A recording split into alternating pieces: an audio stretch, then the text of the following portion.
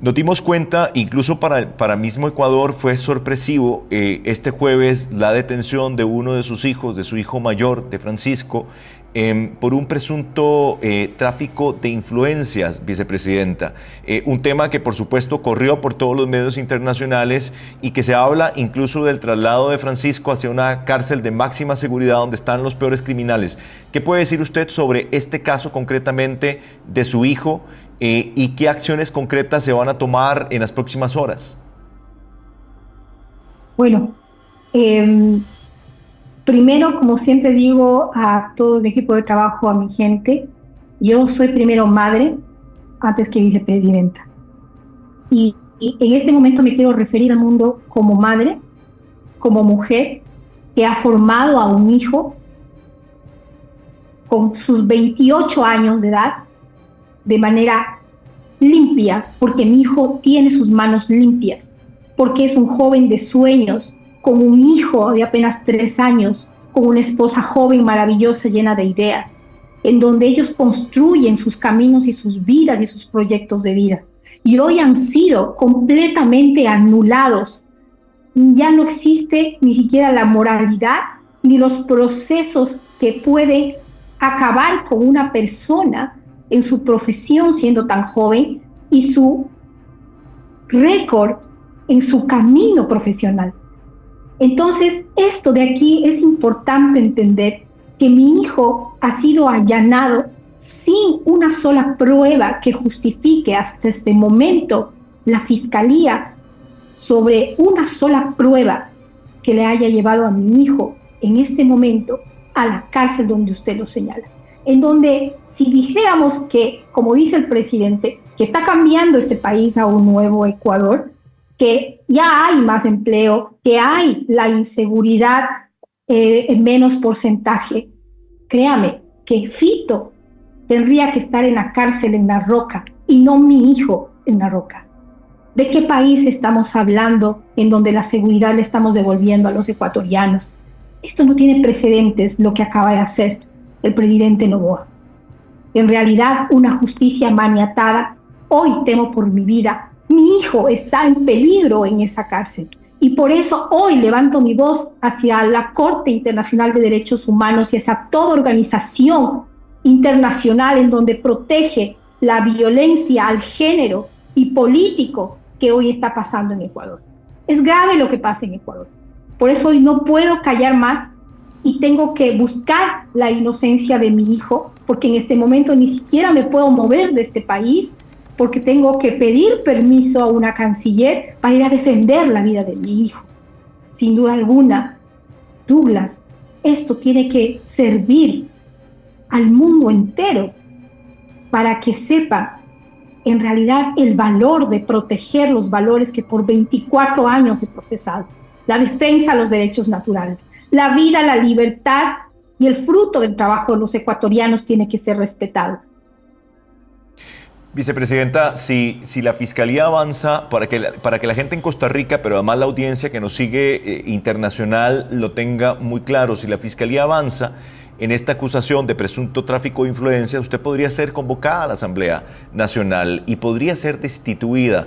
¿Usted cree que todo esto está articulado desde Presidencia de la República, desde el presidente Daniel Noboa, para buscar su destitución antes de que él pida permiso para hacer campaña electoral? Porque ciertamente en 2025 él tiene que pedir una licencia, sin duda alguna, para hacer campaña electoral, y eso implicaría que usted asuma como presidenta de la República. Bueno, eso es lo que se ha pretendido desde el primer día. Por esa razón me enviaron a Israel, no precisamente para sanar una guerra que viene milenaria. No estoy, en realidad, ni he sido convocado a un país en una guerra que les compete a los que están, más no al Ecuador, y en donde claramente estoy bloqueada para no poder hacer nada. Mucho menos los gestos y las acusaciones que acaba de hacer un fiscal, ¿sí? En donde el tráfico de influencias, que después cambia, porque como ya no tienen cómo acusarle a mi hijo, cambian. Ahora es bajo el ordenamiento de un tráfico de influencias. ¿Por qué razón? Porque en la primera instancia, solo al poner tráfico de influencias, mi hijo necesita ser un empleado público. Y mi hijo no es un empleado público. Mi hijo es un profesional de libre ejercicio, ¿sí? Después de eso, como ya no cabe esa palabra, cambian y ahora ponen orden, ¿sí? Entonces, empieza el desarrollo de esto sin una sola prueba y respetando los debidos procesos. Si mi hijo, como dicen, que ha estado siendo investigado, tenía que haber sido aún avisado a esas instancias, cosa que no ha pasado. Han violentado los derechos de mi hijo y lo han llevado al lugar más peligroso del Ecuador, ¿sí? Sin tener precedente, porque le vuelvo a repetir, ni Fito, ni los narcotraficantes del país que han sido apresados han sido enviados a La Roca. Imagínese mi hijo, sin haber tenido una prueba alguna hasta ahora, porque su detenimiento que está este momento es totalmente ilógico. Mis abogados y los defensores de él hablan de algo totalmente irracional, el haber decretado prisión preventiva cuando no había justificaciones, cuando han roto toda norma que nosotros tenemos establecidos en el COIP. Entonces, cuando hablan que las pruebas no son suficientes, no ha pasado ese test de motivación mínima, obviamente están rompiendo y claramente es un golpe a mi vida, a la institucionalidad del país, porque lo que quieren sin duda alguna es quitarme del medio para que no ocupe la presidencia del país como constitucionalmente lo señala, no porque yo quiero. Nunca he querido esto. Yo quise otra cosa para mi país. Por eso he trabajado tanto tiempo.